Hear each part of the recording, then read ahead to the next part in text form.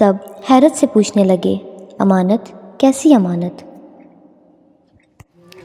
میں نے بتایا، جس پر میں نے کہا کہ جو آپ نے آج تک مجھ پر خرچ کیا ہے وہ امانت میں آپ کو بہت پہلے لوٹانا چاہتا تھا، مگر سچ بتاؤں تو میں بھول چکا تھا کہ میری کوئی چھوڑی ہوئی فیملی بھی ہے۔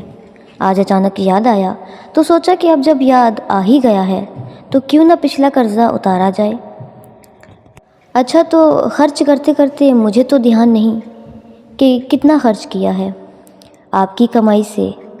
یہ لے میرا سائن کیا ہوا بلینک چیک، اور جتنی موٹی رقم لکھنا چاہیں لکھ دیں، اور آپ کو جان کر حیرت ہوگی کہ آپ کا نکما اور آلسی بھائی آج شہر کے امیر بزنس مین میں سے ایک ہے۔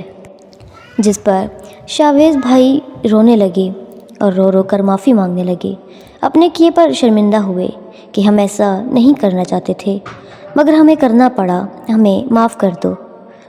میں نے جواب دیا کہ ناراض انسان اس سے ہوتا ہے جسے کبھی راضی ہونا ہو، مگر آپ کے اور میرے درمیان ایسی کوئی بات نہیں ہے۔ یہ کہہ کر میں اٹھ کھڑا ہوا اور گھر سے نکلنے ہی والا تھا، جس پر حارث اور نائلہ مجھ سے لپٹ گئے اور کہا کہ ہمیں بھی ساتھ لے جائیں۔ اگر ایک بزنس مین کے بہن بھائی سڑک پر آ جائیں تو اچھا نہیں لگتا، آپ ہمیں بھی ساتھ لے کر جائیں۔ نائلہ کی بات سن کر میں حیران ہوا اور حیرت سے پوچھا، سڑک پر مطلب؟ تو میرے دونوں بہن بھائیوں نے کہا، ساری بات بتا دی کہ بڑے بھائی کے آفس میں کسی نے ان سے غداری کی اور دھوکے سے یہ گھر اپنے نام کر لیا، اور اب اس نے 1 ہفتے کا ٹائم دیا ہے کہ اگر گھر خالی نہ کیا تو وہ گھر توڑوا دے گا، اور اب صرف 3 دن بچے ہیں۔ وہ روز فون کر کے دھمکی دیتا ہے۔ اس نے کہا کہ صرف 3 دن بچے ہیں، جس پر میں نے کہا کہ میرے گھر کے دروازے کھلے ہیں، جب چاہے آؤ۔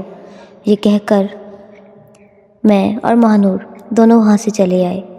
راستے میں مہنور نے میری طرف دیکھا اور پوچھا کہ وہ گھر توڑ دیا جائے گا، آپ کچھ نہیں کرو گے؟ میں نے جواب دیا کہ میں کیا کر سکتا ہوں، اور ویسے بھی یہ ان کے اعمال ہیں جو انہیں واپس مل رہے ہیں۔ تو مہنور نے اس بات میں سر ہلاتے ہوئے کہا کہ ہاں، انہیں آپ کے ساتھ ایسا نہیں کرنا چاہیے تھا۔ تب میں نے کہا کہ خود کے ساتھ ہوئی باتیں تو میں کب کی بھول گیا ہوں، اگر تکلیف ہے تو تمہارے گال پر پڑے اس تھپڑ کی، جو میں کبھی نہیں بھول سکتا۔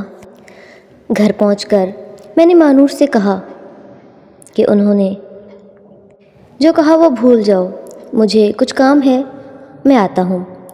جس پر مہنور نے مجھے روک کر کہا کہ جو انہوں نے کیا وہ غلط تھا، مگر ایسے حالات میں انہیں تنہا چھوڑ دینا مجھے اچھا نہیں لگ رہا۔ ویسے بھی وہاں آپ کی امی ہیں، چھوٹے بہن بھائی ہیں، اور چند لوگوں سے ناراضگی کی وجہ سے آپ سب کو رسوا کیسے ہونے دے سکتے ہیں؟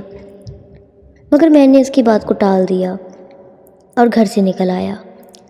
لیکن اگلے ہی دن میں کچھ کاغذات لے کر اس آدمی کے پاس پہنچا جس نے میرے بھائیوں کے ساتھ دھوکہ کیا تھا۔ پہلے تو وہ مجھے دیکھ کر ڈر گیا کیونکہ وہ میری کامیابی کے بارے میں جانتا تھا، مگر جو ہوا وہ بالکل الٹ تھا۔ میں نے اسے ملتے ہی اسے گلے سے لگایا۔ اس کا ڈر کچھ کم ہوا اور کہا کہ آپ یہاں کیسے؟ جس پر میں نے اسے کہا کہ تم نے جو کیا بہت اچھا کیا، جس گھر سے مجھے ذلیل کر کے نکالا گیا اب انہیں وہاں سے نکلنا پڑے گا۔ یہ سن کر وہ آدمی بھی خوش ہو گیا۔ اس نے میرے لیے چائے منگوائی، دونوں چائے پیتے پیتے باتیں کرنے لگے۔ اس آدمی نے مجھ سے کہا کہ آپ غصہ نہیں ہیں؟ جس پر میں نے کہا کہ بالکل بھی نہیں، بلکہ مجھے تو بہت خوشی ہوئی کہ انہیں ان کے کیے کی سزا مل رہی ہے۔ جب سے مجھے پتہ لگا ہے کہ تم نے ایسا کیا ہے، میں بہت خوش ہوں تم سے۔ تمہارے لیے ایک تحفہ ہے میرے پاس۔ جس پر اس نے خوشی سے پوچھا کہ کیا تحفہ؟ میں نے اسے بتایا کہ میں نے تمہارے لیے 2 کنال کی زمین خریدی ہے۔ جس پر علی لالچ میں آ گیا اور خوشی سے پوچھنے لگا، کیا واقعی؟ سچ میں؟ میں نے کاغذات اس کی طرف بڑھائے کہ ہاں سچ میں، ان پر سائن کر دو اور میرا تحفہ قبول کرو۔ خوشی کے مارے اس نے کاغذات پڑھنا بھی گوارا نہیں کیا اور فوراً سائن کر کے کاغذات مجھے دیے۔ میں بھی مسکرانے لگا۔ میں نے اس سے کہا کہ جب تم ان کا گھر توڑنے وہاں پہنچو گے تب میں آ کر ان کے سامنے تمہیں یہ کاغذات دوں گا تاکہ ان کو بھی پتہ چلے کہ تمہیں تحفہ کس چیز کا ملا ہے۔ یہ کہہ کر میں وہاں سے چلا آیا اور علی خوشی سے ناچنے لگا۔